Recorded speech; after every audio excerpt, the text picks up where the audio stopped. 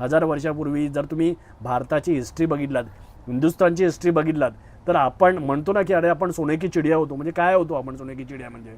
कारण आज त्यावेळी आपल्या देशामध्ये बऱ्याच गोष्टींचं प्रोडक्शन व्हायचं. टेक्स्टाईल म्हणा किंवा त्याच्यामध्ये ज्वेलरी म्हणा, डायमंड्स म्हणा, आपण मॅन्युफॅक्चरर होतो. आणि ते माल आपण पहिल्यांदा 2ऱ्या शतकापासून 10व्या शतकापर्यंत आपण हा व्यापार आपण रोमन्स बरोबर केला, ग्रीक लोकांबरोबर केला आणि त्यानंतर मग तो आपण ईस्ट एशिया बरोबर पण केला. पण वी वेअर मॅन्युफॅक्चरर. जर उद्या आपल्याला मॅन्युफॅक्चरर बनायचं ना, so we need express highway. Okay, express हायवेची डेफिनेशन तर वाचा आणि नंतर मग कमेंट करायला या.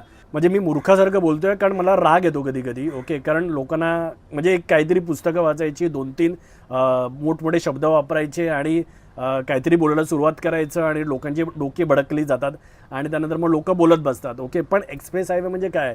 जिथे इनहॅबिटेशन नसेल. ओके, म्हणजे बाबा मोठमोठ्या सिटीज नसतील, गावं नसतील, अशा अननोन म्हणजे शांत ठिकाणावरून तो हायवे जातो.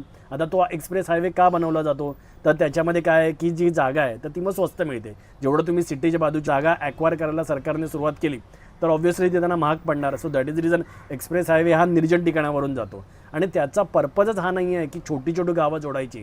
Highways are there. ओके, आणि एक्सप्रेस हायवे याचा पर्पजच हा आहे की बाबा मुंबई गोवासारखी सिटी आहे किंवा मुंबई टू कणकवली म्हणा, कुडाळ म्हणा, दापोली म्हणा, चिपळूण म्हणा, खेड म्हणा, या सिटीजना तो कनेक्ट करेल. गावागावांना कनेक्ट करायला हायवे आहेत. ओके, आपले सो कॉल्ड हायवे, 4 लेन हायवे.